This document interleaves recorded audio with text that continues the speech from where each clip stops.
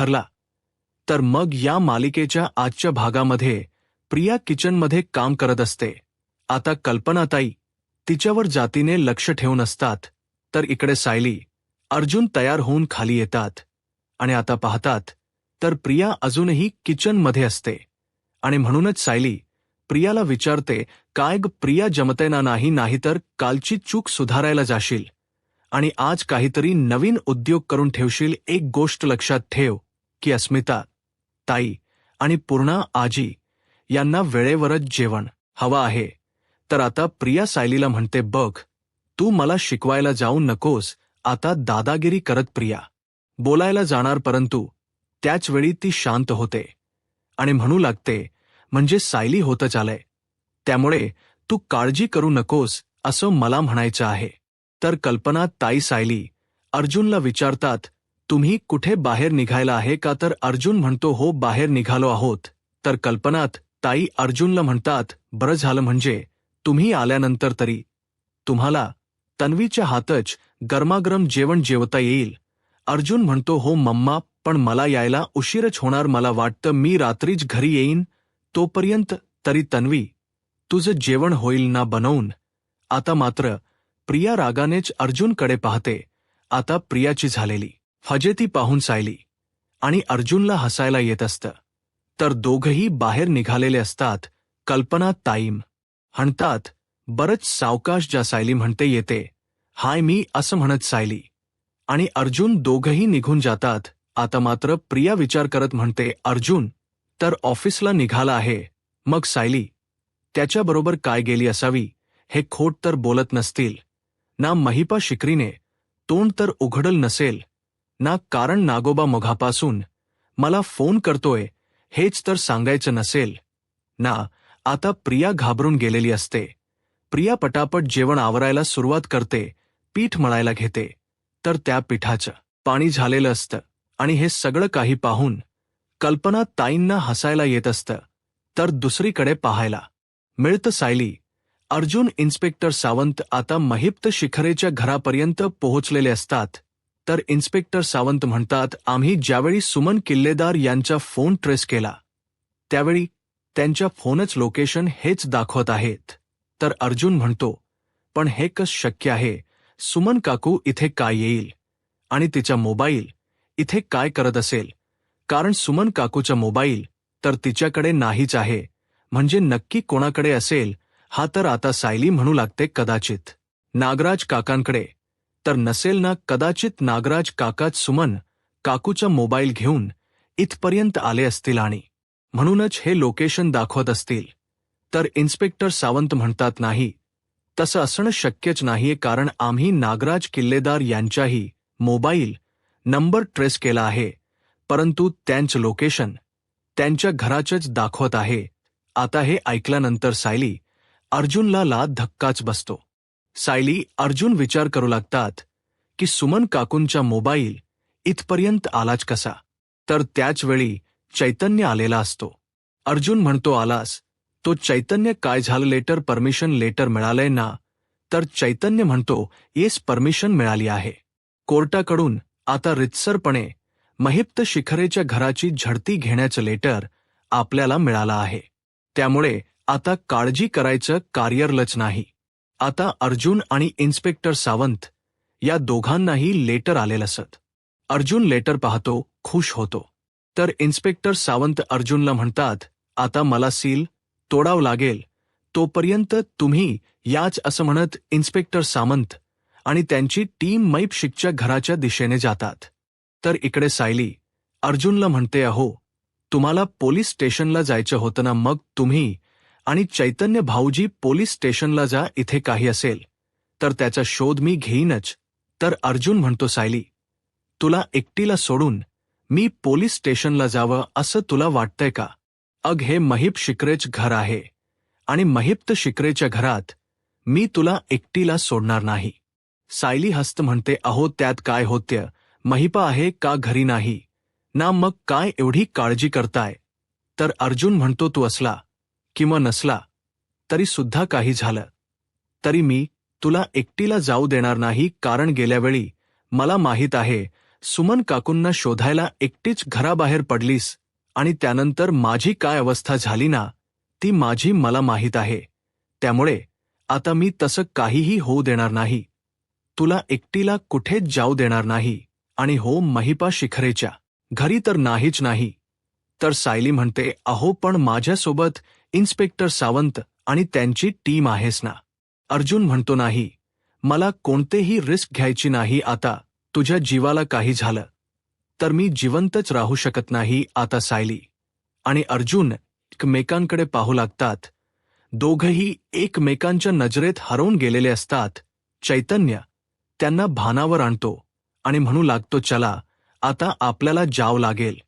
आणि कसं आहे ना सायली वहिनी, हे लेटर अर्जुनच्या नावावर आहे, त्यामुळे अर्जुनला तर इथे थांबावंच लागेल. परंतु काय कारण अर्जुनला त्याच्या बायकोपासून कुठे जावंच असं वाटत नाही. त्याच पाऊल चालत नाहीये. त्यामुळे आता तर आपल्याकडे पर्याय नाही. चला आपल्याला महिपा शिखच्या घराची झडती घ्यावी लागेल, असं म्हणत सायली, अर्जुन, चैतन्य आता सर्वजण महिप्त शिखच्या घरी काही पुरावा सापडतो का यासाठी महिप्त शिखच्या घराची झडती घेण्यासाठी निघालेले असतात.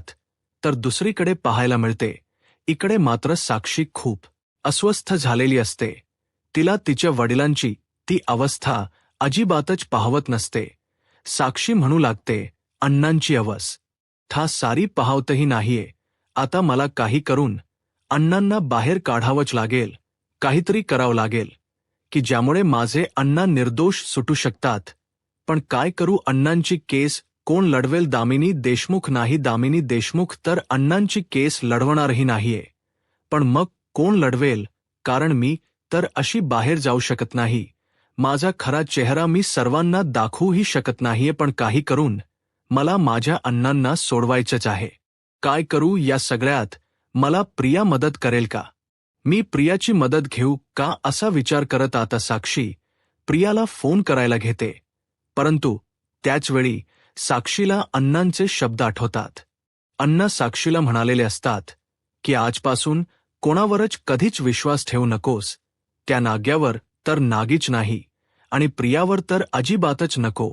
आणि म्हणूनच साक्षी फोन कट करते आणि म्हणू लागते, नाही, मला प्रियाची मदत घेऊन चालणार नाही, कारण अण्णांनी मला तसं सांगितलं आहे.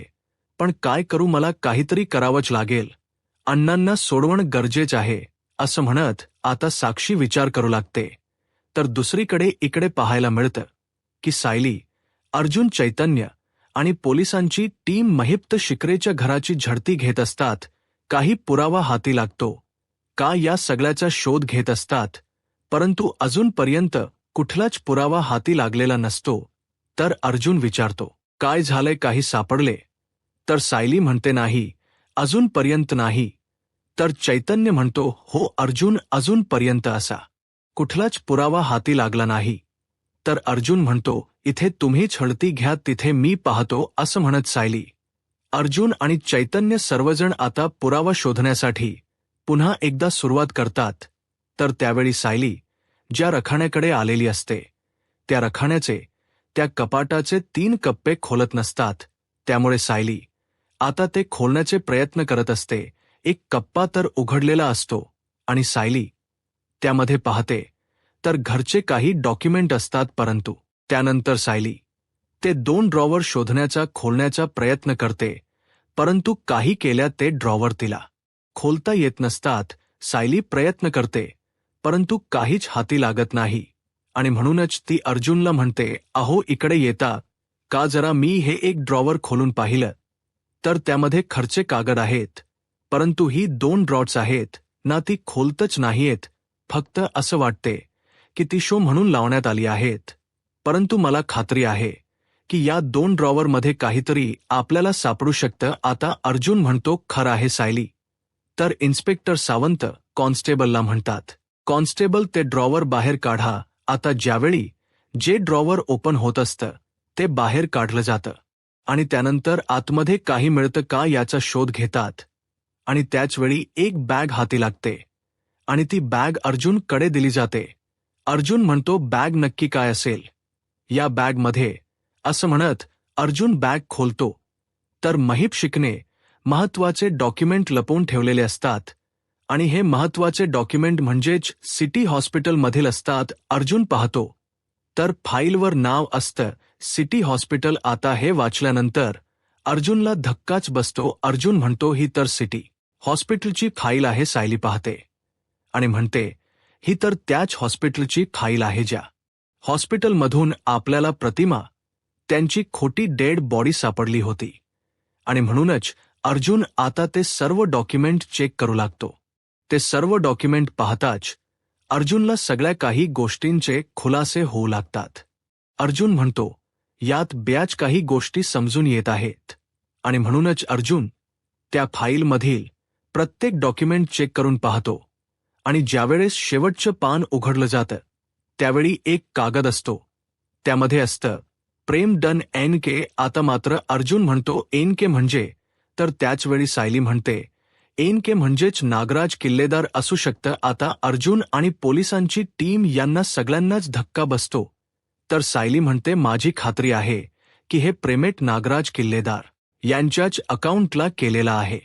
तर अर्जुन इन्स्पेक्टर सावंत यांना म्हणू लागतो आपल्याला NK कोण आहे हे कळायलाच हो, कारण महिप्त शिखरेनी जी काही प्रतिमा त्यांची खोटी डेड बॉडी आपल्या समोर दाखवली होती त्याशी NKच कनेक्शन आहे. कारण प्रतिमा त्यांच्या खोट्या डेड बॉडीच पेमेंट हे NK यानेच केलं आहे.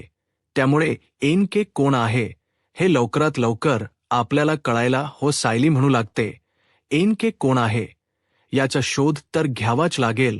अर्जुन म्हणतो महिप्त शिखरेच्या घरात अजून काही ना काही क्ले आपल्याला मिळू शकतात, परंतु कोर्टाने आपल्याला आजच्या दिवसाचीच मुदत दिली होती आणि आजची वेळही संपत आली आहे. तर इन्स्पेक्टर सावंत म्हणू लागतात काळजी करू नका, मी कोर्टाकडे जाऊन वेळ वाढवून घेतो, तोपर्यंत तुम्ही तुमचं काम सुरूच ठेवा. असं म्हणत आता इन्स्पेक्टर सावंत कोर्टात जायला निघालेले असतात. तर सायली अर्जुन अजून काही क्लू मिळतो का हे शोधू लागतात. तर दुसरीकडे पाहायला मिळतं किल्लेदारांच्या घरी आता प्रतिमाहत्या सुमन काकूंना जेवायला घेऊन येतात आणि म्हणतात सुमन जेवायला बस, मी तुला जेवण वाढते, तुझ्यासाठी मी तुझ्या आवडीचे जेवण बनवलं आहे. तर सुमन काकू म्हणतात वहिनी अहो तुम्ही का केलं ते सर्व काही मी केलं असताना जेवण. तर प्रतिमा आत्या म्हणतात सुमन आता कुठे तू घरी आलीयस, अगं इतकी वर्ष तर तूच जेवण बनवत होतीस ना, तूच सगळं काही घर सांभाळत होतीस, मग आता मला ही संधी मिळाली आहे तर ती करू देत ना. पण एक लक्षात ठेव सुमन, तुला लवकरात लवकर बरं व्हावं लागेल. तू एकदा बरी होऊ म्हणजे माझी काळजी मिटली. तर आता हे सगळं काही नागराज काका बाहेरूनच पाहत असतात. त्याचवेळी सुमन काकूंच लक्ष जातं की नागराज काका आपल्यावर लक्ष ठेवून आहेत.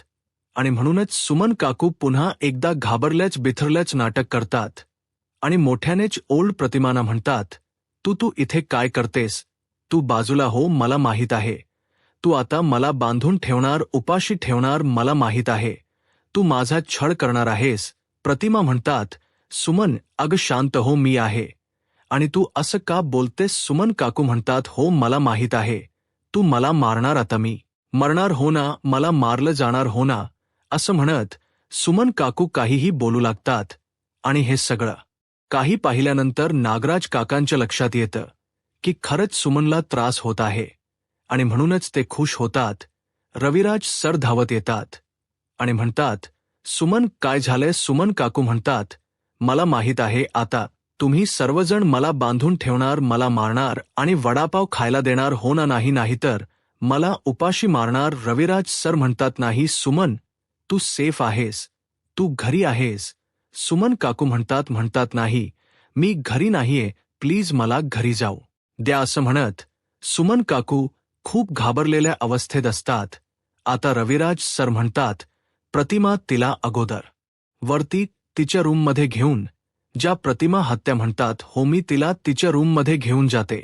आता प्रतिमा हत्या सुमन काकूंना त्यांच्या रूममध्ये घेऊन जात असतात. तर त्याचवेळी नागराज काका रडण्याचं नाटक करत तिथे येतात आणि म्हणतात सुमन म्हणजे सुमनला काय होते, म्हणजे सुमनची ही अवस्था मला पाहवतही नाहीये. असं म्हणत नागराज काका रडण्याचं नाटक करतात. परंतु आता प्रतिमा हत्या सुमन काकूना त्यांच्या रूममध्ये घेऊन जातात. तर दुसरीकडे पाहायला मिळतं आता सचिन विचार करू लागतो. सचिन म्हणू लागतो, नाही, असं करून चालणार नाही, काहीही करून मला सुभेदांच्या घरात घुसायलाच हो, कारण एवढ्या मोठ्या श्रीमंत घरातली मुलगी माझी बायको आहे आणि याचा जर मला काही फायदा झाला नाही तर काय उपयोग आहे. मला आता काहीही करून सुभेदारांच्या घरात जावंच लागेल असं म्हणत तो विचार करू लागतो की आता काय करू शकतो. परंतु त्याच वेळी तिथे साक्षी येते आणि सचिनला आवाज देत म्हणते, सचिन काय झालंय, कसला विचार करतोयस तू, काही प्रॉब्लेम झाले का. सचिन तसं असेल तर मला सांग. सचिन म्हणतो, नाही सॅम, काहीच प्रॉब्लेम झाला नाही, मी तर आपल्या फ्युचरचा विचार करत आहे, म्हणजे आपलं नातं तर इतकं छान आहे, मग त्याचा विचार नको का करायला. तर साक्षी म्हणते, विचार कसला करायचा आहे, आपण लग्न करणार आहोत ना. आता हे ऐकल्यानंतर सचिनला धक्काच बसतो. साक्षी म्हणते काय झालंय सचिन, आपण लग्न करणार आहोत ना. तर सचिन आता शांत होतो. त्याला मीडियाचं बोलणं आठवतं, ती बातमी आठवते की आत्ताच प्रसिद्ध असणारे बिल्डर महिप्त शिकरे यांना 22 वर्षापूर्वी झालेल्या अपघाताच्या गुन्ह्याखाली अटक करण्यात आली आहे. आता मात्र सचिन साक्षीला म्हणतो, हो साक्षी, आपण लग्न करणार आहोत, परंतु मामा तर येऊ देत. तर साक्षी म्हणते, मामा कशाला हवेत. तर सचिन म्हणतो, मला रिसरपणे त्यांच्याजवळ हातच मागायचा कसा आहे ना, सगळ्या गोष्टी या रिसरपणेच होणं गरजेचं आहे आणि म्हणूनच मी मामांची वाट पाहत आहे, कधी येणार आहेत मामा. आता मात्र साक्षी शांतच होते. तर सचिन म्हणू लागतो, एकदा का मामा आलेत की मी त्यांच्याजवळ तुझा हात मागणार आहे आणि मामांनी स्वतःहून आशीर्वादाचा हात डोक्यावर आणि तुझा हात हातात दिला की त्यानंतर आपण लगेच लग्न करणार आहोत. मी मामांची वाट पाहत आहे, कारण काय आहे ना की आपल्या लग्नात कोणीतरी मोठं आपल्याला आशीर्वाद देण्यासाठी हो, आणि आपले मामा आहेतच आणि तुझे मामा आपल्याला नक्कीच भरभरून आशीर्वाद देतील आणि म्हणूनच तर मी मामांची वाट पाहत आहे. साक्षी मात्र शांतच होते. तर दुसरीकडे पाहायला मिळतं महिप शिकरे म्हणतात, मी साक्षीला तर सांगितलं आहे की या नाग्यावर आणि प्रियावर अजिबातच विश्वास ठेवू नकोस, त्या दोघांवर विश्वास ठेवण्याच्या लायक ते नाहीयेत, कारण कुठल्याही क्षणी ते काहीही करू शकतात. साक्षीला गाफील ठेवून ते तिला अडकवण्याचा प्रयत्न करू शकतात, परंतु नाही, मी असं काहीही होऊ देणार नाही. या अगोदरच मला साक्षीशी बोलावं लागेल. पण कसं, महिपा शिकरे विचार करू लागतात. आता महिपा शिकरे तिथे त्यांना कोण सापडत पाहतात, तर त्याच वेळी तिथे एक हवालदार असतात. महिप्त शिकरे त्याला बोलावून घेतात आणि म्हणतात, काय रे, तू पनवेलचा आहेस ना. परंतु ते हवालदार काहीच उत्तर देत नाहीत. तर महिप्त शिकरे म्हणतात, अरे बोल ना, मी तुला कुठेतरी पाहिलं आहे, त्यामुळे मला माहीत आहे की तू पनवेल मधलाच आहेस. अरे बोल काहीतरी. अरे कसं असतं ना, मी सुद्धा पनवेल मधलाच आणि तू सुद्धा पनवेल मधलाच, म्हणजे आपलं माणूस पडलं तर आपल्याला बरं वाटतं, आधार मिळतो, म्हणून मी तुला विचारतोय. तर दुसरीकडे पाहायला मिळतं सायली, अर्जुन आणि चैतन्य महिप्त शिख्यांच्या घरातून बाहेर पडत असतात.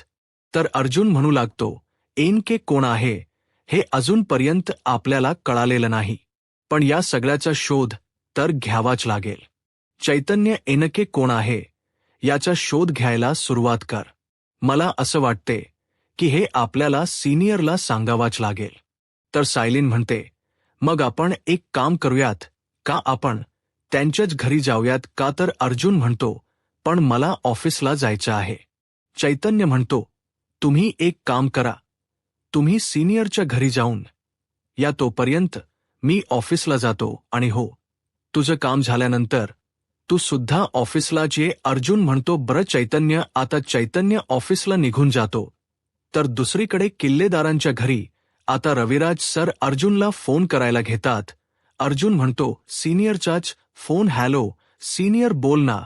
अरे 100 वर्ष आयुष्य, आम्ही आता तुझ्याच घरी येत आहोत, तू घरी आहेस ना, कारण आम्हाला तुझ्याशी महत्वाच्या विषयावर बोलायचं आहे.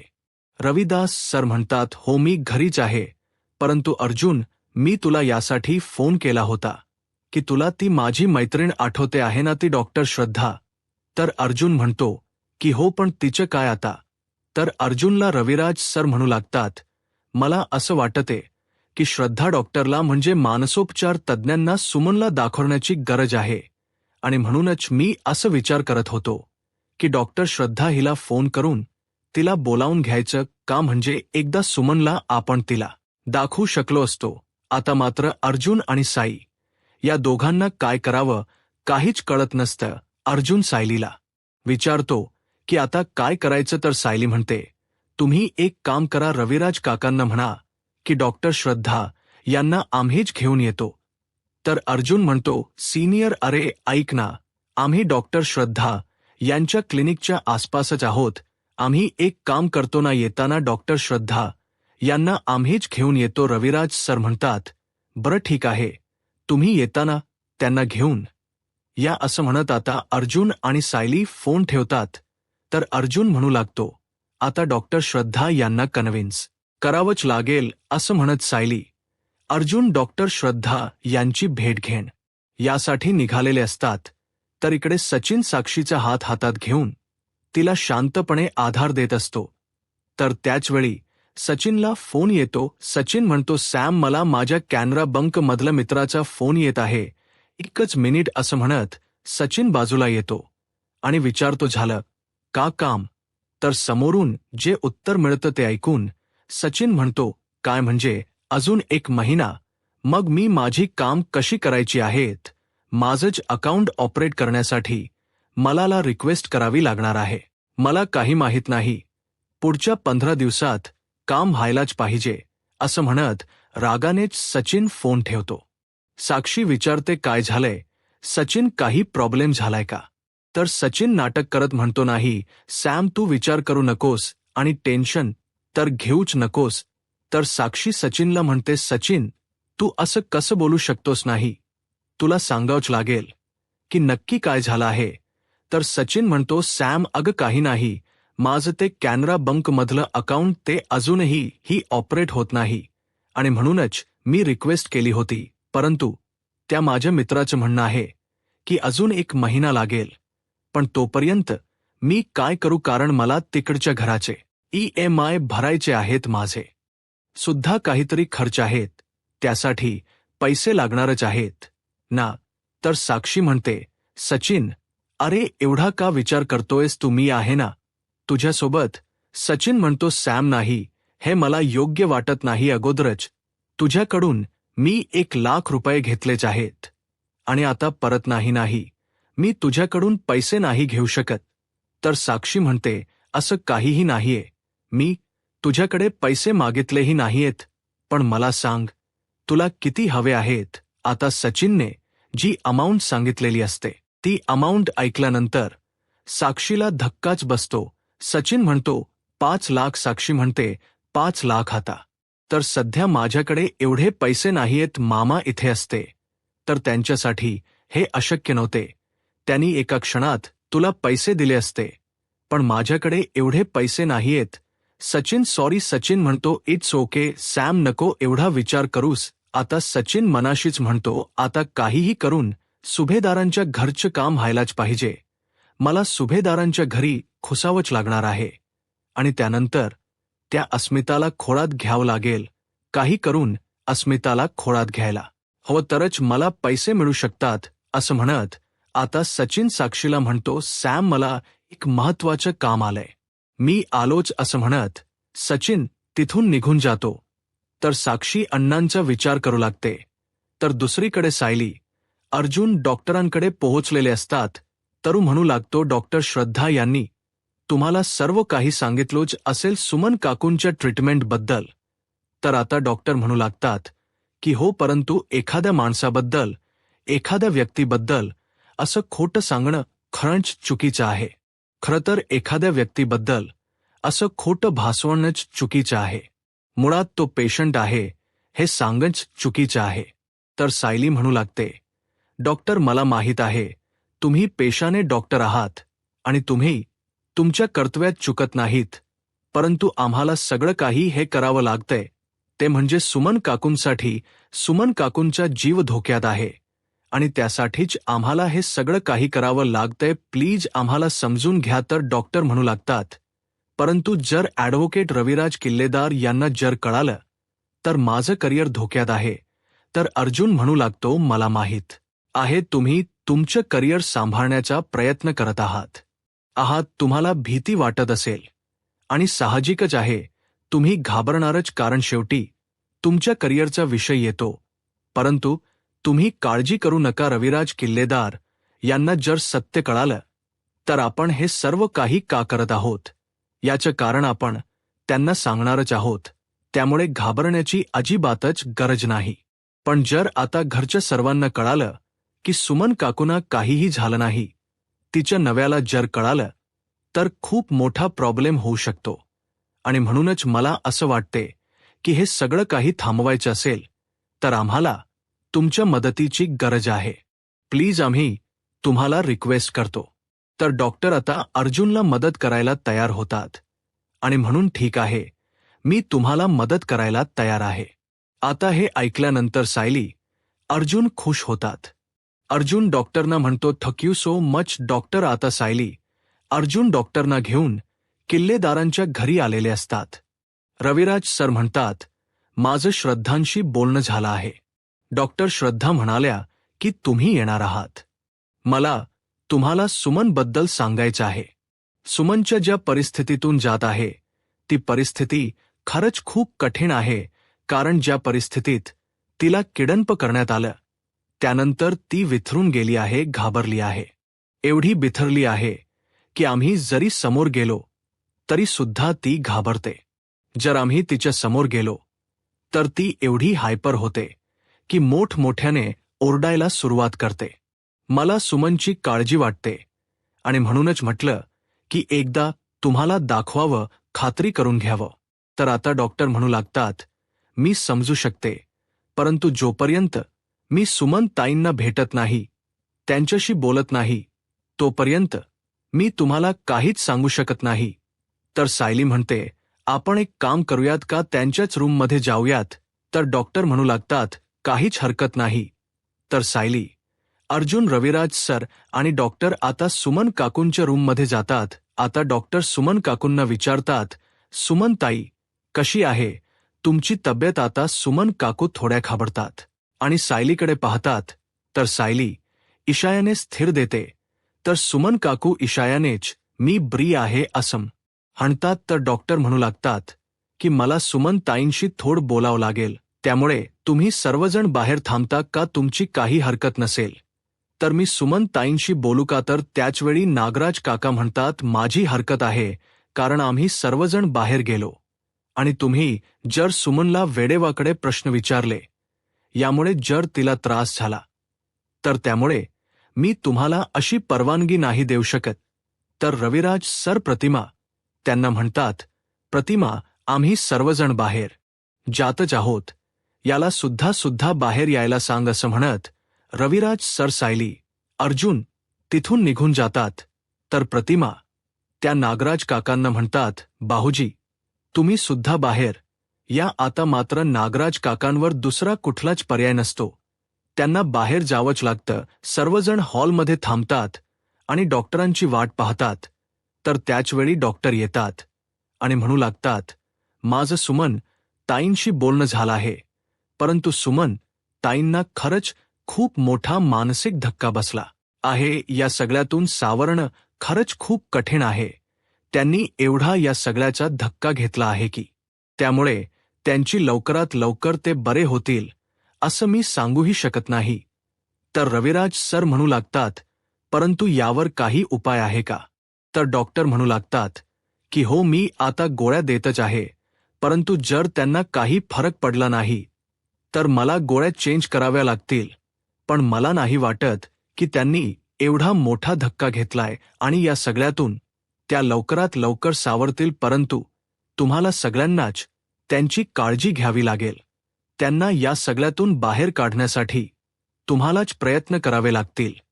तर आता डॉक्टर गोळ्या लिहून देतात आणि म्हणू लागतात, मी येते आता. मात्र नागराज काका रडण्याचं नाटक करतात आणि म्हणतात, डॉक्टर माझी सुमन ब्री होईल ना. तर आता डॉक्टर म्हणू लागतात, मी या क्षणी काहीच सांगू शकत नाही, परंतु तुम्ही सर्वांनीच त्यांची काळजी घेणं खूप महत्वाचं आहे. तर डॉक्टर औषध लिहून देतात आणि म्हणतात, मी येते. आता डॉक्टर तिथून निघून जातात. परंतु त्यानंतर नागराज काका मनातच म्हणतात, चला एक काम तर झालंय, म्हणजे आता सुमन काहीही सांगू शकत नाही, कारण डॉक्टरनेच कन्फर्म केलाय की सुमनची परिस्थिती आता एवढ्यात सुधारू शकत नाही, ती एवढ्याच ब्री होऊ शकत नाही, म्हणजे आता मला घाबरण्याचं काहीच कारण नाही. आता सायली, अर्जुन नागराज काकांकडे पाहत असतात. तर येणाऱ्या पुढील भागामध्ये आपल्याला पाहायला मिळतं की नागराज काका सुमन काकूंच्या रूममध्ये असतात. तर त्याचवेळी प्रतिमा आत्या म्हणू लागतात, सुमन सोबत कोणीतरी थांबावं लागेल. तर नागराज काका प्रतिमा हत्यांना म्हणतात, वहिनी, अग तू जाना बिंदास, मी आहे इथे. तर आता प्रतिमा हत्या सुमन काकूंना विचारतात, सुमन भाऊजी थांबले तर चालतील ना. तर आता सुमन काकूंना सायलीच बोलणं आठवतं की लवकरात लवकर आपल्याला काहीतरी ठोस पुरावा हवा आहे आणि तो मिळवणं खूप गरजेचं आहे. तर सुमन काकू आता नागराज काकांना रूममध्ये राहायची परवानगी देतात. नागराज काका खुश होतात. तर दुसरीकडे सुभेदारांच्या घरी आपल्याला पाहायला मिळतं, सचिन घरी आलेला असतो आणि आता अस्मिताला म्हणू लागतोस, मिता, तू जर मला माफ नाही केलं ना, तर मी खाणं पिणं सोडून देईल. आता सचिनच हे बोलणं ऐकल्यानंतर घरातील सर्वांनाच धक्का बसतो. आता सचिनला अस्मिता माफ करेल. यूट्यूब चॅनलला सबस्क्राईब करा आणि व्हिडिओ लाईक करा. धन्यवाद.